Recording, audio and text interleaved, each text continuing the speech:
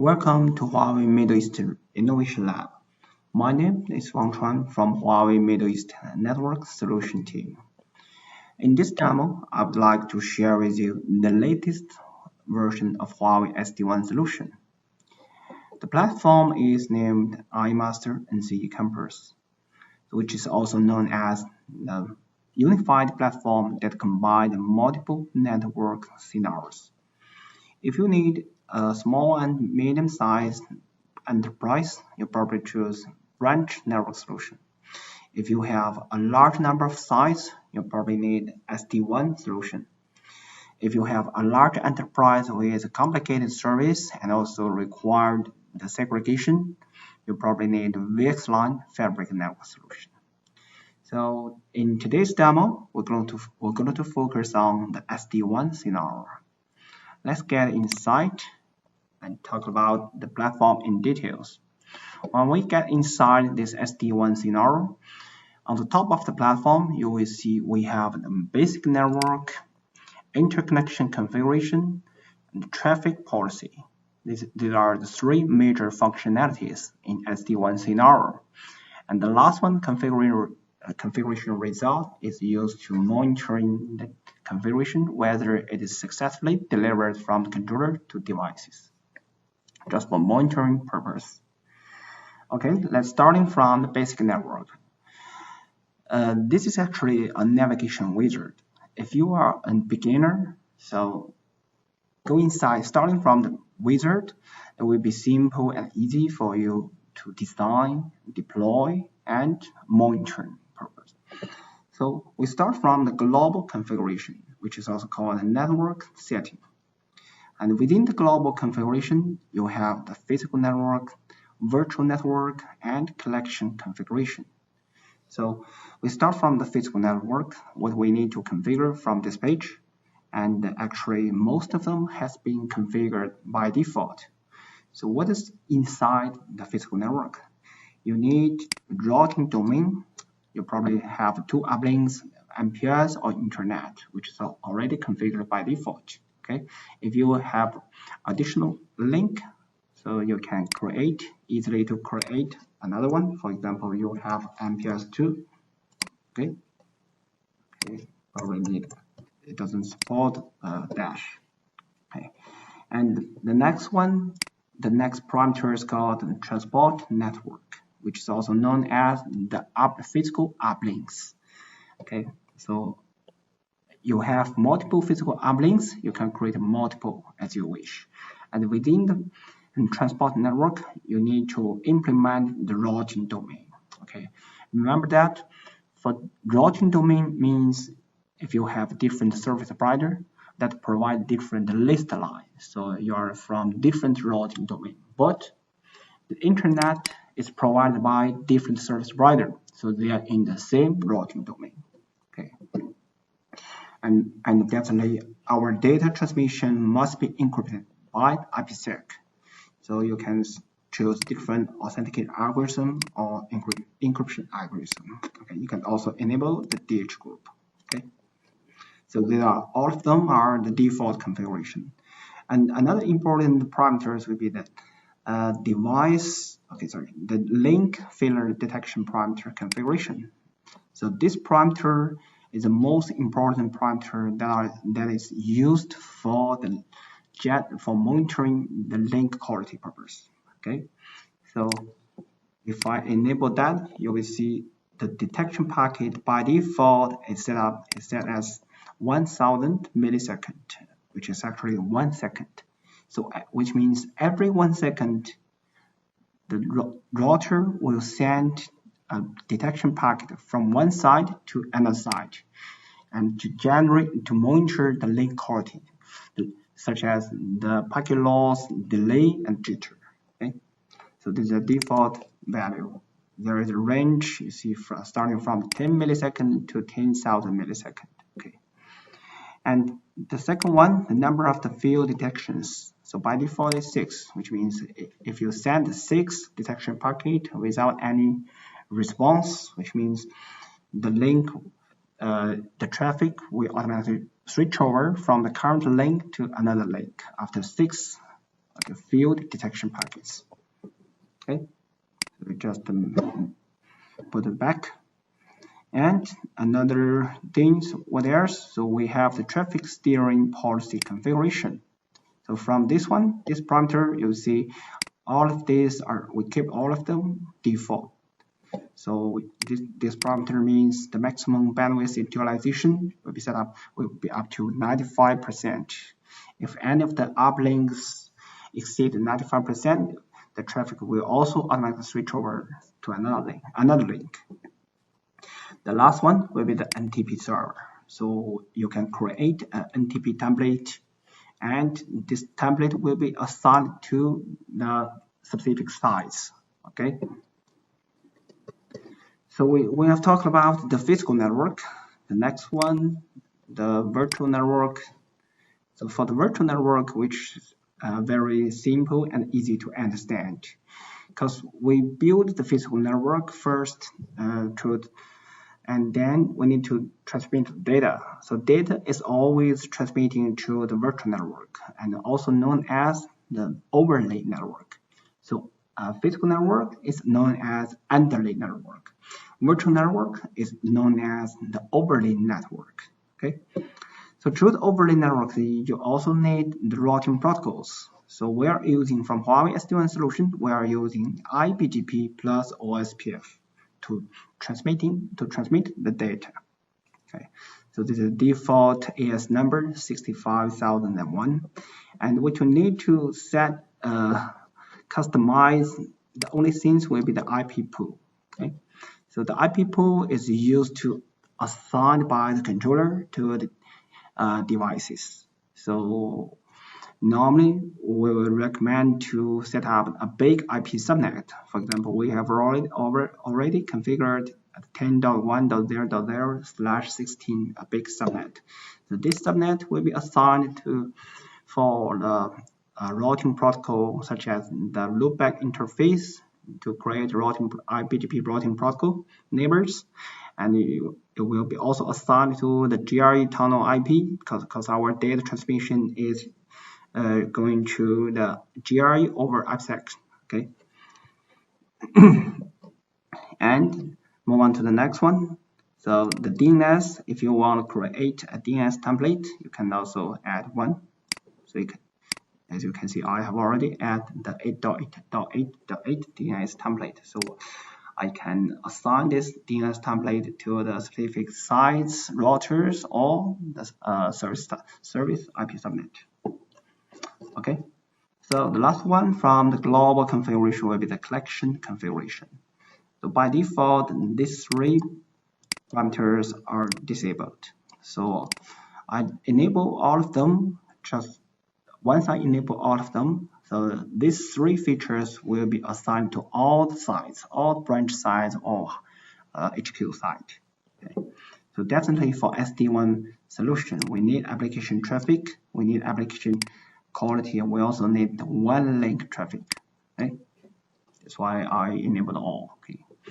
And after we finish the global, as you can see from the global configuration, we just need to customize a few of the parameters. Okay. So most of them are set by default. So the next one will be the device resources. We need to design the site, and within the site we can add device profile to each site. Okay.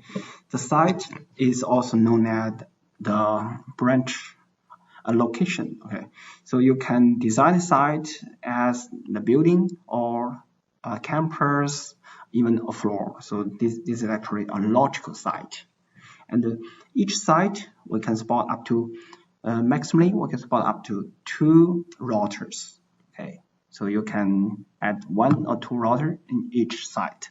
But if you have a big branch site, you might need more than 2 routers, and in that case you can create multiple sites, because as I mentioned that the site is actually a logical site, it's not a physical site. You can add as many as you can.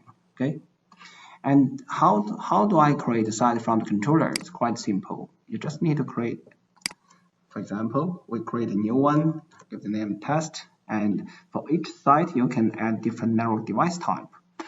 So we have the access point, access router, firewall, switch, okay, and NE is our Huawei backbone router and also wireless access controller. Okay. So as I mentioned, that this is a unified platform which is able to manage all the network device type. Okay, so you don't need any separate platform to manage the LAN devices. So single platform, we can manage both LAN and WAN devices. Okay, so once I select the device type, so a new site has been created successfully. Okay, a router and access point. Move on to the next feature, device management. From device management, what you need to do is quite simple. So for example, within the site 1, you can see I have already added 4 devices, 2 router, AR access router 1-1, access router 1-2, switch 1, and access point 1. Okay. So how do I add devices to the site 1? So we have three options. You can add devices manually, one by one, based on the device model and the serial number. Okay, but if you have multiple devices, hundreds of devices or thousands of devices, this is really wasting our time. That's why you need option 2, import in batch. So for import in batch, what you need to do, just download a template and copy paste all the device profile to the template and upload one time to the controller. So you need to import this serial number, customize the name and device model and blah blah blah.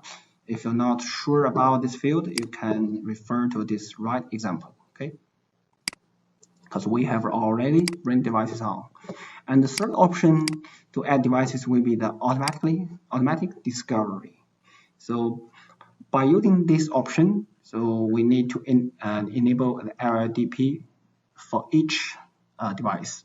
So the device using LLDP to collect all the information of the neighbors. Okay, so you don't have to add device profile. The device will automatically collect information and upload it to the controller. Okay, so okay, so after talking about the device resources, so you definitely already know how to design the site and how to bring devices online. Okay, but actually from this step, the devices not after you add device profile to the sites, the status should be offline because we didn't start the zero touch provisioning step. Okay, you see the last part of the basic network will be the network activation. Okay, so we're going to bring the devices online, especially for the router first. Okay, so first we're going to show you how to we need to create a one link template. The one link template is used to set up how many uplinks do you have for each site and what type of uplinks do you have. For example, if I create a new one link template, so I can give the name, maybe give branch 2. And within the branch 2, you see we have 2 options for the gateway, single gateway or dual gateway. Single gateway means 1 router, dual gateway means 2 routers. Okay. So you can create, for example, if we have 2 uplinks,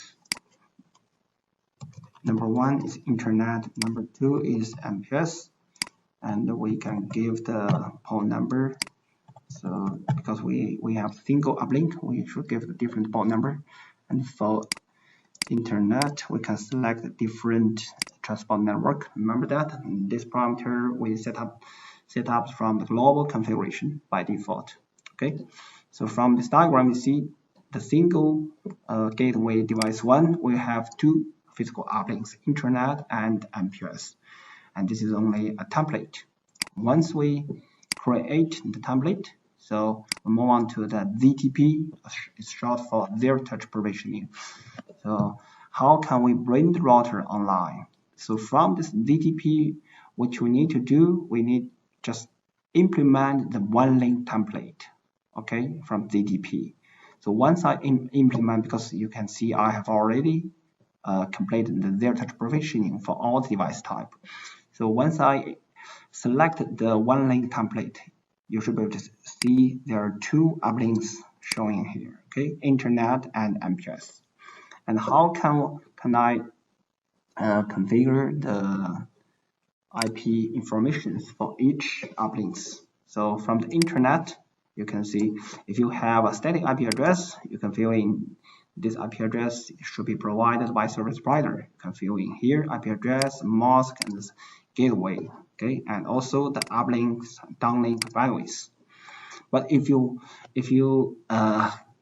obtain the IP address dynamically from DHCP server, so you just need to select DHCP. That's all, okay. And for MPS, definitely you will have the static IP address, okay, same as the internet. Once we import this information, so you have several options for zero-touch provisioning. You see the ZTP model, you have URL, is also known as the email ZTP, and you also have a USB disk, okay, which means you can save all of the configuration to the USB disk, okay.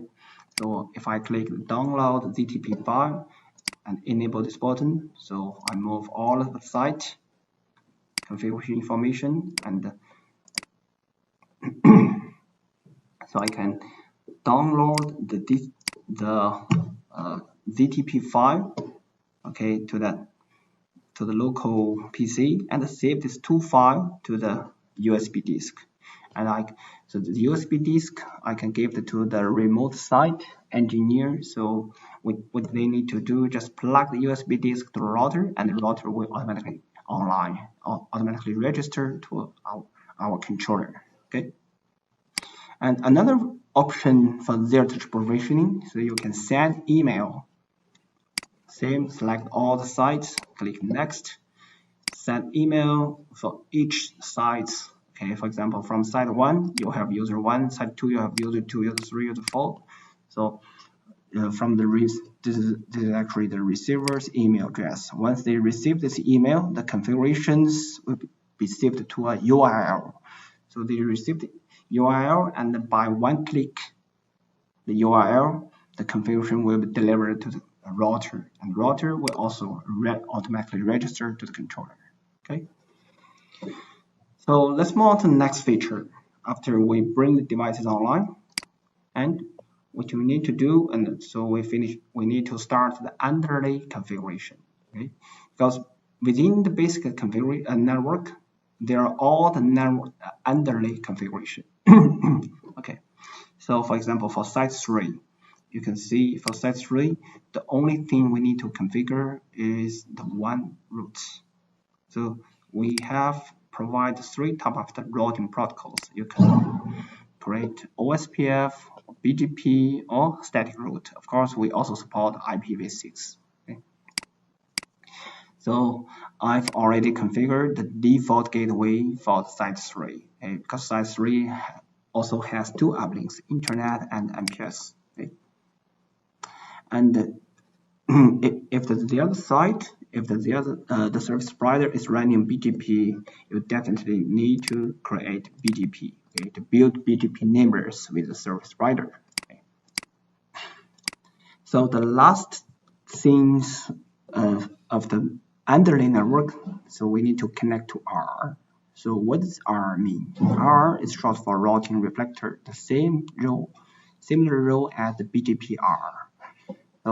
So the reason why I need to assign R, because R for Huawei SD-WAN solution, we need R at the control plane role. So R will have all the routing protocols, all the routing routes for each site. So R will also build the BGP EVPN tunnel with each site. So in our demo, site 1 will be working as R. So you can see site 1 has enabled R function.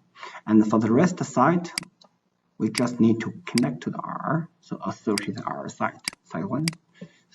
So normally I need to check all sites and click connect.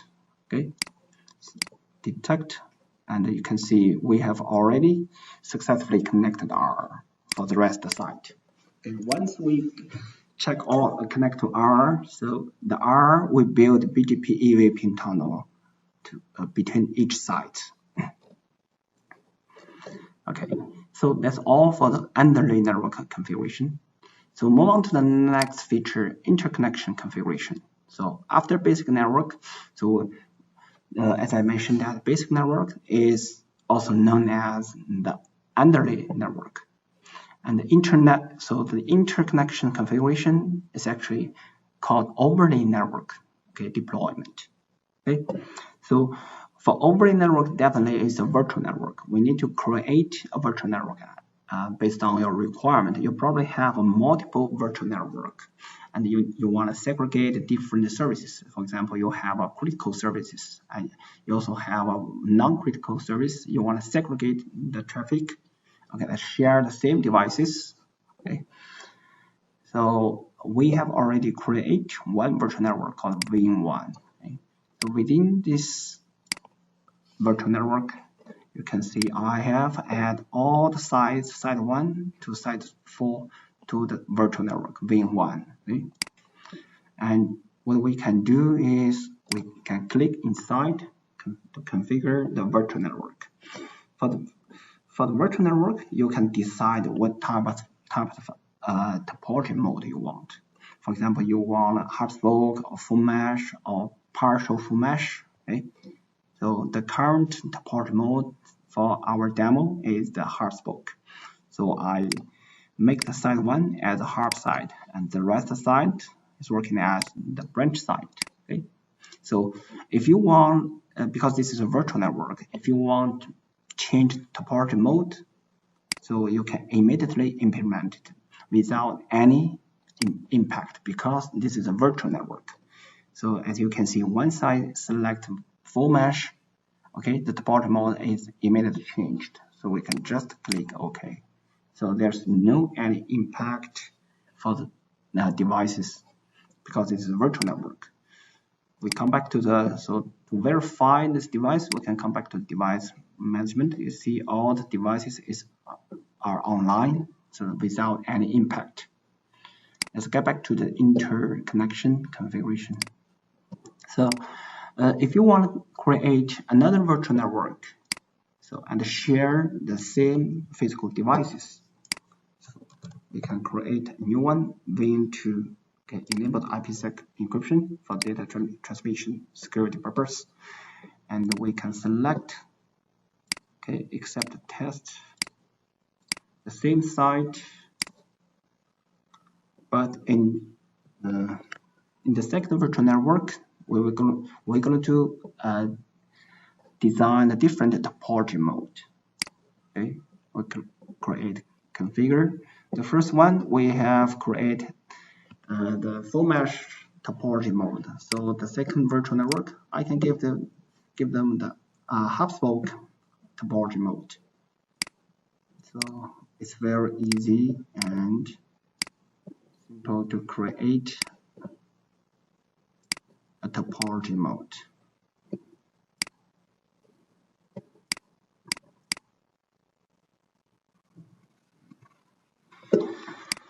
Okay, so now you can see we have Win2 with the hub spoke virtual network. Okay, and if we select switch to Win1, we have different topology mode. Okay, full mesh, because they are from different virtual network. And within this virtual network, so we can implement, you see, one service, LAN service, and LAN interconnection. So as I mentioned that this is a unified platform. We can manage all the network device type. So not only routers, we can also orchestrate the LAN devices features from the controller to the device. Okay? And move on to the last feature, traffic policy. So from here, remember that we have if you have a multiple virtual network, so be careful you select the correct one. Okay. So within the virtual network 1, you can see we have multiple functionalities here for the overlay. Okay, this is the overlay features. So the most important SD-WAN features will be here. So you can set up intelligent traffic steering based on the applications. You can also do some WAN optimizations, for example, to avoid the packet loss. Okay, and you can also select the very flexible internet access. Okay, for example, you can have the centralized internet access or local internet access. Okay, or you can also have a hybrid internet access. So some traffic going to the centralized internet access and some other traffic go to the local internet access based on your requirement. And we can also provide the queues. Okay? So from the queues, which means the data transmitting between each different sites. So you can set up the speed limitations or bandwidth guarantees. Okay? So let's create a new policy. So you can set up inbound or outbound. For example, we can create a new policy name, and we're going to add the policy priority, and we have already created two traffic classifier for Office 365 or video. Okay, this is based on application. And from the one policy behavior, so from here you can see I have already created speed limit. Okay, and you can also customize a new parameters. For example, this time we're going to create bandwidth, okay, guarantee. Okay, so from bandwidth guarantee we have you should enable the queue priority. Okay, for bandwidth guarantee you can select the value, okay, or the percentage. Okay, so for example we can guarantee 5 megabits per second for Office 365. Okay. A new policy has been created. So you can select bandwidth guarantee 5 megabits per second for Office 365. Okay. And enable it. And for the rest traffic, maybe for the video traffic, we can select speed limit. Okay. So you can, which means you can set up a different one policy behavior based on the application types. Once we create the queues policy, we can assign the policy to multiple sites by clicking this button, attach site. So I would like to attach site 2 and site 3. Assign policy to site 2 and site 3. Okay, we can expand this for the verification. Okay. Two policies has been assigned to the two sites. So once we change anything, you have to commit all. Okay, this policy has been is committed, means the policy has been delivered to the routers. So to verify the configuration has been delivered to the router successfully, it is better to go to configuration result and we check site 2. No issue, success, and site 3 also success. So you can expand AR3 to check the queues. There should be a queues group, okay, at the bottom queues group. You can see that this policy has been assigned successfully. Okay, so we come back to the traffic policy. We have then queues policy, okay, and then the most important will be the intelligent traffic steering.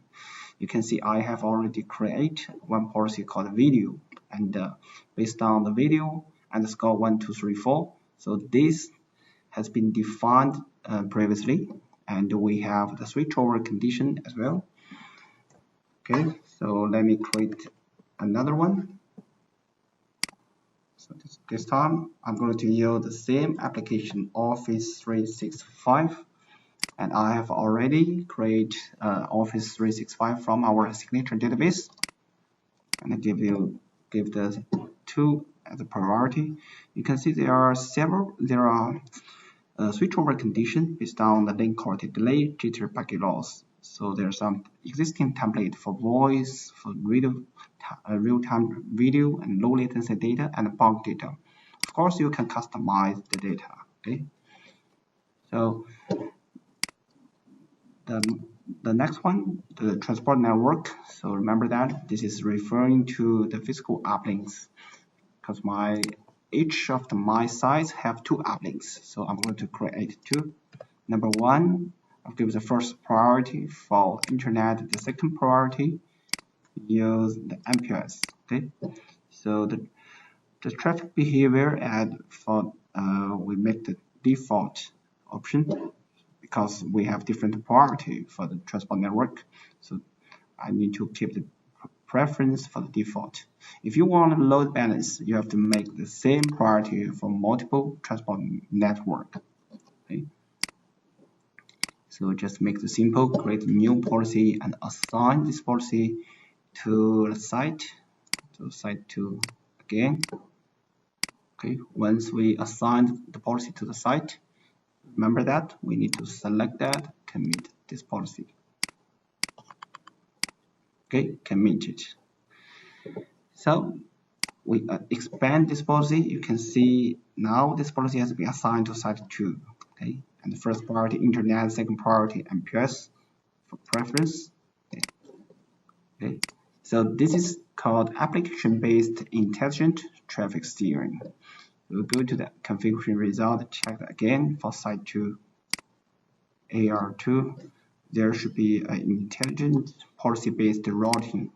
You can see the latest policy, Office 365, okay, has been delivered to the router successfully, okay, for virtual network 1.